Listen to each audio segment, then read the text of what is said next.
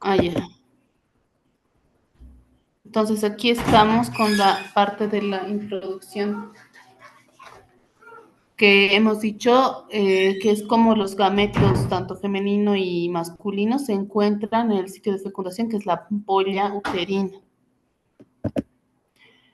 Y la fecundación, entonces, consiste en la fusión del espermatozoide y del ovocito, dando lugar como resultado a la formación del cigoto, que ya hemos visto, ¿no? O sea, entonces, viene del griego sigon, que quiere decir lo que une.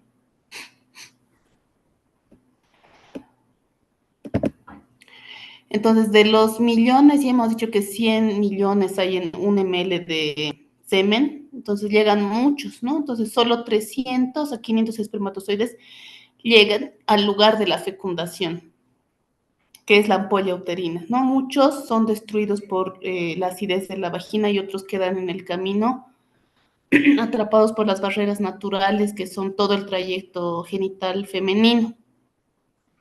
El ovocito, entonces, y sus cubiertas, que son la zona pelúcida de la corona radiada, no ejercen fuerzas de atracción sobre los espermatozoides, ¿no? O sea, ocurre de manera aleatoria que se encuentran, o sea, no hay una sustancia química o alguna sustancia molecular que pueda atraer al espermatozoide, sino solamente de manera aleatoria que al hacer contacto ambas células ya se produce la fecundación y debe realizarse dentro de las primeras 24 horas después de la ovulación, que es el tiempo de vida del ovocito. Posterior a ese tiempo, entonces pierde su poder. Y luego, ¿cuáles son las fases de la fecundación? Bueno, son todas estas, ¿no? Que vamos a ir detallando. La reacción acrosómica, denudación, reconocimiento, penetración de la zona pelúcida, reacción cortical, penetración de la membrana celular, formación de los pronúcleos masculino y femenino y anfimixis. Todo este proceso, todas estas fases en realidad se dan una vez que el espermatozoide ha llegado a la trompa uterina, ¿no? O sea, hemos dicho, avanza todo el trayecto genital femenino, llega a la trompa uterina, entonces una vez que de los 300 y 500 que hacen, que llegan a la trompa, muchos van a ser los que, como se ve en la imagen, van a estar acercándose, van a entrar en contacto con el ovocito, pero de estos solamente uno va a ser el que va a fecundar. Y una vez que hacen contacto, entonces se producen todas estas fases. Vamos a ir viendo paso a paso cuáles son. Ya la reacción acrosómica, entonces, ya sabemos cuáles son las formas de los espermatozoides, ¿no? Tiene una cabeza, un cuello y una cola, y tiene motilidad. Entonces, en la cabeza tiene un capuchoncito que es el acrosoma. Estos espermatozoides son expulsados con el semen, llegan al fondo del saco de la vagina y tienen que atravesar todo el tracto genital femenino. Y lo atraviesan por las contracciones rítmicas que hemos visto que se producen en la vagina durante el orgasmo. Entonces, estas contracciones de la musculatura tienen movimientos aspiratorios,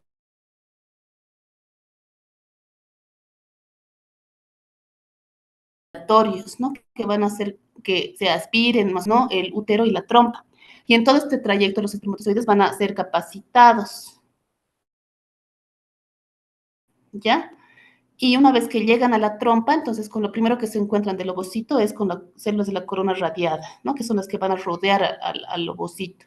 Y una vez que entran en contacto con esta corona radiante, lo que sucede es que en el acrosoma del espermatozoide van a ocurrir perforaciones, ¿no? Como dice aquí, se originan perforaciones en el acrosoma y liberan estas dos enzimas, hialuronidasa y acrotina neuraminidasa. O sea, son sustancias que van a degradar, ¿no? Esa es una enzima, tal vez en química van a ir avanzando eso, sustancias que van a degradar, ¿no? Algo, ¿no? Entonces, en este caso, estas dos enzimas van a permitir estas perforaciones. ¿Se está escuchando, chicos? Sí, Doc. Sí, doctor. Ah, ya. Ya, entonces, estas dos enzimas hacen perforaciones en el acrosoma y esto lo que permite es que puedan penetrar es decir, estas enzimas, estas perforaciones en el acrosoma van a liberar estas enzimas para que puedan luego introducirse dentro de la célula. Esa es la reacción acrosómica, que es el paso 1. Luego la denudación, ¿no? Que una vez que igual los espermatozoides hacen contacto con el ovocito, se desprenden todas las células de la corona radiante, ¿no? Que primero están así y luego en la denudación se desprenden y queda ya solamente la célula rodeada con su zona o membrana pelúcida.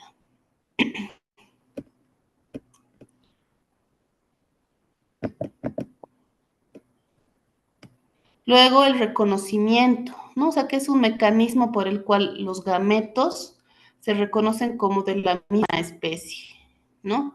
Debido a que en la membrana del espermatozoide y la zona pelúcida existen algunas sustancias que permiten este reconocimiento, ¿no? Es de manera similar a lo que existe en un antígeno y un anticuerpo. O sea, se acoplan de tal manera que son de la misma especie y se puede llamar a estas sustancias en los gametos fertilicina y antifertilicina, ¿no? Que van a permitir que se siga dando el paso de la fecundación. Luego tenemos la penetración de la zona pelúcida, ¿no? Entonces vemos que aquí las enzimas que ya se han liberado del espermatozoide, que son la acrosina neuraminidasa, y por la hiperactivación de los espermatozoides, es iniciada por muchos espermatozoides, pero solo el primero que establece contacto con la membrana plasmática del ovocito culminará el proceso de fecundación. O sea, muchos espermatozoides son los que llegan en proximidad del ovocito, ¿no? Pero solamente uno es el que va a lograr realmente introducirse en la célula. Ya, entonces, esta enzima acrosina neuraminidasa va a permitir degradar esa parte de la membrana pelúcida, ¿no? Como aquí ven este espermatozoide, entonces está, este espacio de la zona pelúcida está como huequito, ¿no? Eso es gracias a la enzima neuraminidasa que ha hecho eso, ¿no? Degradar ese espacio para que el espermatozoide pueda pasar. Además de eso, la hiperactivación, que eso se da en el proceso de capacitación, le permite al flagelo del espermatozoide ganar gran motilidad. Entonces, se dice que tiene movimientos de hiperactivación, ¿no? O sea, son más acelerados y van a permitir también a través de estos dos introducirse dentro de la célula. Dime. Luego, la reacción cortical, ¿no? Entonces, una vez que el espermatozoide ha atravesado la membrana pelúcida, debajo de la membrana pelúcida está la célula como tal. Entonces, está su membrana celular. Doctora. Entonces, una vez que el espermatozoide entra en contacto con la membrana celular, en el ovocito se desencadena lo que es la reacción cortical. Entonces, aquí vemos en la imagen, aquí está la membrana pelúcida que está siendo atravesada, ¿no? Entonces, estos gránulos que son parte de la célula femenina del gameto sexual femenino, se llaman gránulos corticales, ¿no? Que están en la periferia de la célula y contienen enzimas. Entonces, una vez que el espermatozoide hace contacto con la membrana celular, estos gránulos van a liberar sus enzimas y van a bloquear el paso de otros espermatozoides, ¿no? Para evitar que muchos sean los que quieran introducirse y solamente uno llegue a producir la fecundación. También otro suceso que hace es que se forma el espacio perivitelino o espacio de fertilización, ¿no? Igual a través de los gránulos corticales, entonces se va a formar este espacio entre la membrana celular del ovocito y la membrana y la zona pelúcida, ¿no? Entonces, un espacio que se va formando una vez que el espermatozoide hace contacto con la membrana celular. Ya una vez entonces que hace contacto, tiene que pasar a la penetración de la membrana celular, ¿no? Entonces, al hacer contacto el espermatozoide, que ya está sin su acrosoma porque se ha degradado, ha liberado ya en la reacción acrosómica sus enzimas, la cabecita del espermatozoide ya solamente está con la membrana celular y por debajo el núcleo, ¿no? Entonces, llega a hacer contacto con la membrana celular solamente la parte de la membrana celular del espermatozoide. Entonces, al hacer contacto las dos membranas celulares se fusionan, ¿no? Entonces, de tal manera que ya penetra todo el espermatozoide, ¿no? O sea, la cabeza, el cuello, la cola entra a la célula femenina. Y la membrana plasmática entonces se regenera y ya forma como un tapón en ese espacio por donde ha ingresado el espermatozoide. Y en el momento, hemos dicho, de la fecundación, el ovocito secundario, que estaba en metafase de la segunda división meiótica, concluye, ¿no?, rápidamente su segunda división meiótica. Entonces, en este momento se concluye esta división meiótica. Por lo tanto, ya su núcleo contiene células, cromosomas, 23 parece cromosomas, 23 cromosomas, es una célula haploide, y se libera el segundo corpúsculo polar. Entonces, aunque muchos espermatozoides inician el proceso de fecundación, como se ve en las fotitos, o sea, son muchos los que pueden llegar a la trompa, pero solo uno es el que penetra en el ovocito y lo fecunda, ¿no? Y los demás, de alguna manera, coadyuvan a atravesar todas las barreras, ¿no? A poder hacer la denudación, la reacción acrosómica y las otras barreras físicas y químicas en el pH ácido que están en el tracto genital femenino.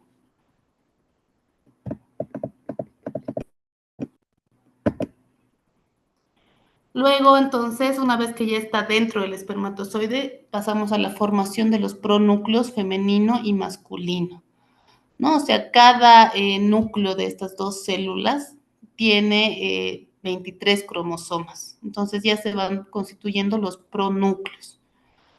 En el ovocito se conoce con el nombre de pronúcleo femenino y en el espermatozoide se transforma en el pronúcleo masculino.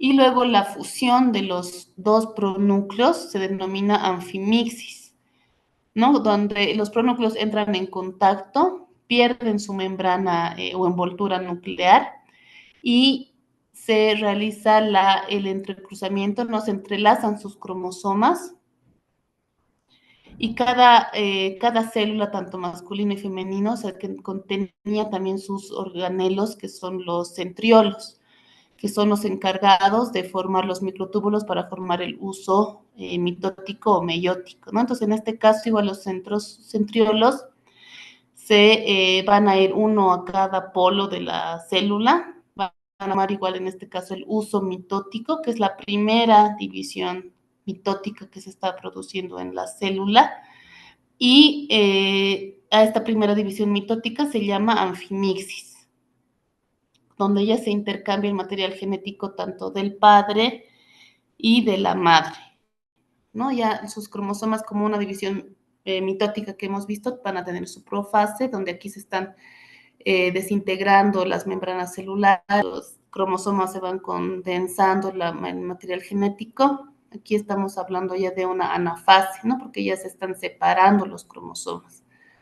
Entonces, todo este proceso de la primera división mitótica se denomina anfimixis.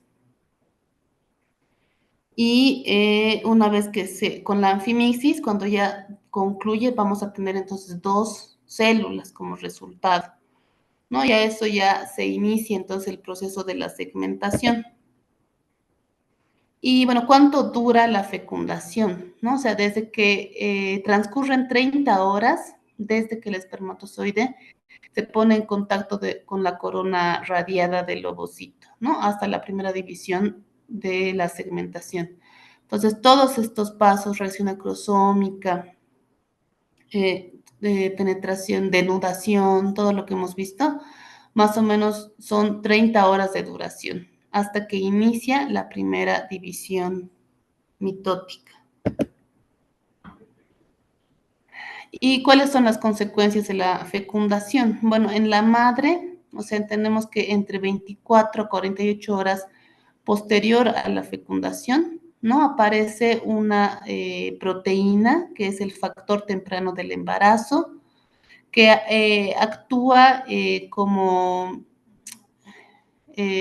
o sea, marca de alguna manera que la mujer, o sea, sí está en un proceso de fecundación y puede proporcionar una prueba de embarazo durante la primera semana de desarrollo. No, en realidad no se usa mucho porque más se usa lo que hemos visto, la gonadotrofina coriónica, pero esta proteína aparece como protectora del cigoto, que es un cuerpo igual como tal extraño para la madre, ¿no? Entonces, esta proteína va a proteger esta pequeña nueva célula que es el cigoto que se está empezando a formar.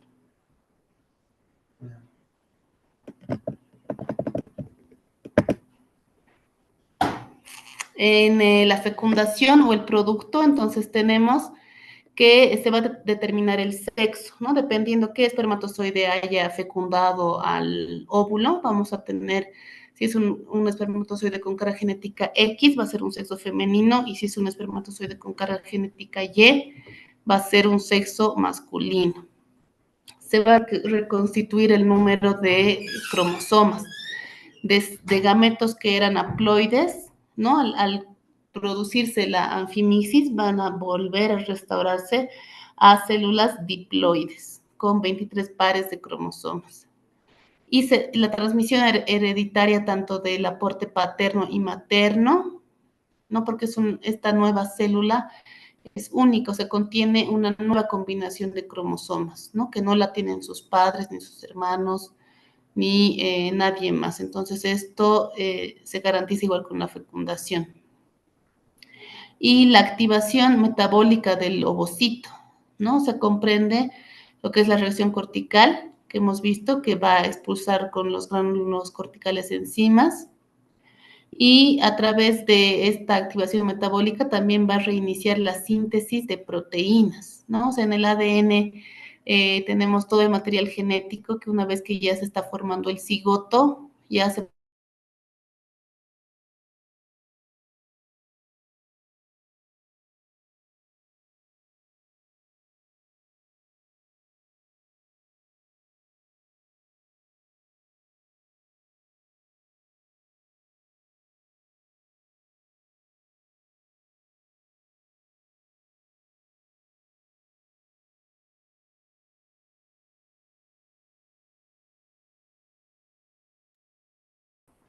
y hasta aquí es entonces, vamos a ver el día viernes. Doctora, se cortó un momento en la diapositiva 16. ¿En cuál? En la diapositiva 16. Esta es la diapositiva 16, la última. Ahorita lo que les he dicho, ¿no? O sea, ¿cuáles son las consecuencias de la fecundación en el producto? La determinación del sexo. Si es un cromosoma X el que fecunda al óvulo, va a ser un sexo femenino su producto. Si es un cromosoma Y, el producto va a ser de sexo masculino. Y la reconstrucción o restitución del número diploide de cromosomas, ¿no? Los gametos sabemos que son células haploides, pero con la anfimixis se restaura el número diploide de cromosomas del ser humano, que son los 23 pares. Y los caracteres hereditarios que se transmiten tanto del padre y de la madre, ¿no? O sea, garantizan que esa nueva célula tenga un distinto, una nueva combinación de cromosomas que va a ser única, ¿no? No se va a parecer, no va a ser igual a sus padres o a sus hermanos o a nadie más. Y la activación metabólica del ovocito, que quiere decir que esta célula, o sea, el ovocito, Una vez que ya esté fecundada, se forma el cigoto, va va a reiniciar su síntesis proteica, ¿no? Su carga genética, que es el ADN y sus organelos, los ribosomas, ya van a entrar en funcionamiento para la síntesis proteica y de esta manera producirse lo que es la división celular repetida, que es la segmentación. Disculpe, ¿puede presentar las diapositivas que vamos a Sí. avanzar la siguiente clase para estudiar? No he escuchado bien o se ha cortado, creo que. ¿Cuál era la pregunta? Si puede presentarnos las diapositivas de la siguiente clase para sacarle screenshot y poder estudiar. De la siguiente clase quieren. Ahorita, bueno, así lo voy a hacer porque no puedo poner la presentación. Esto vamos a llevar la próxima, ¿no? Que es la segmentación. Vamos a ir viendo eso, cómo se produce la segmentación, que algo ya hemos visto la última vez en la primera clase. Okay, esto está medio lento esto, pero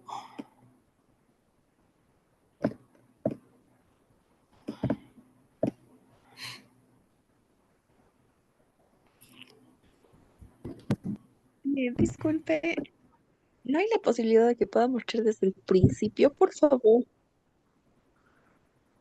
sus diapositivas, ¿cuándo están subiendo, chicos, a la plataforma? Yo creo que esta ya tendrían que subir. No lo subieron, tal vez lo suban a finales.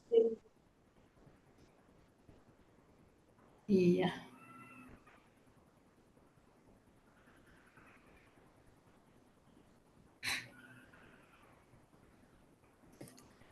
Entonces vamos al principio.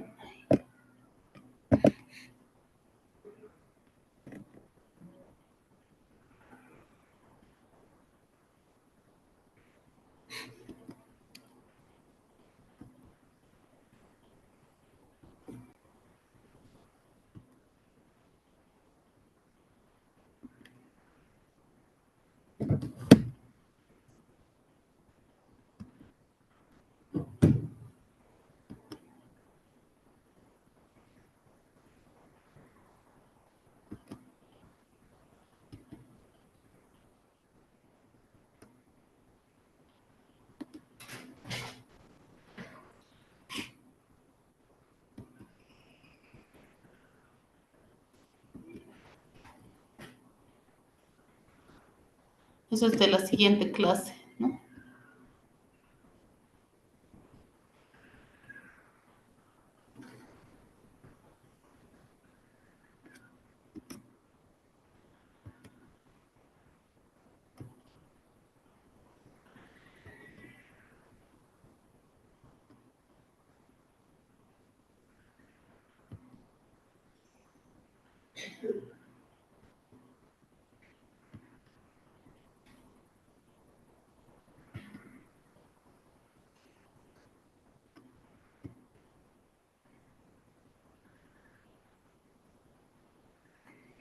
Y ese es todo el tema de esta semana. El viernes, entonces vamos a llevar el resto.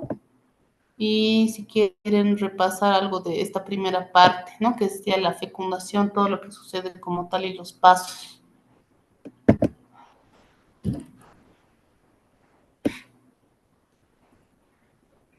Está bien, gracias, doctora. Una consulta.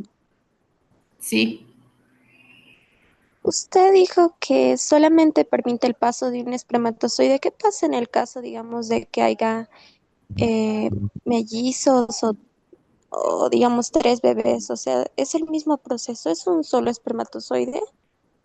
no, o sea, en este caso ya son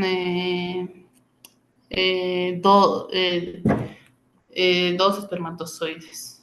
O sea, se trata de lo normal y lo natural es que se forme solamente uno, como hemos visto ahora.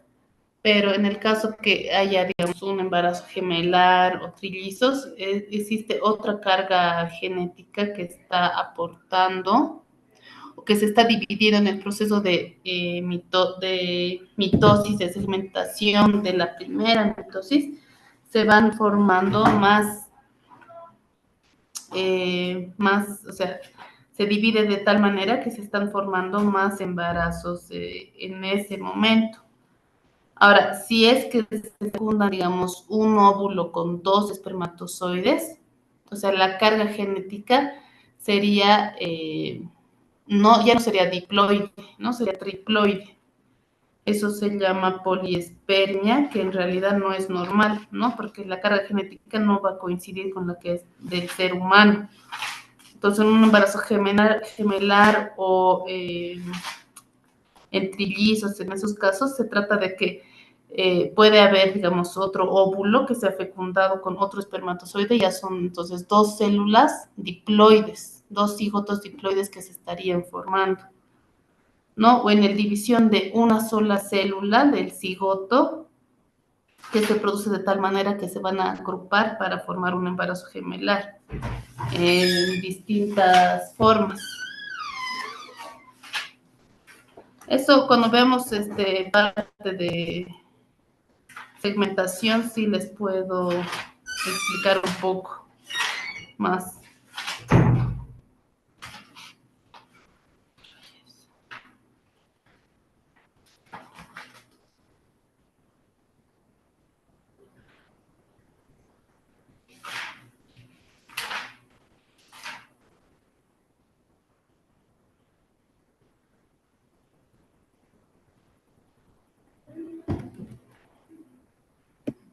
Y ya, chicos, entonces sigue saliendo y nos vemos la próxima clase. Gracias, doctora.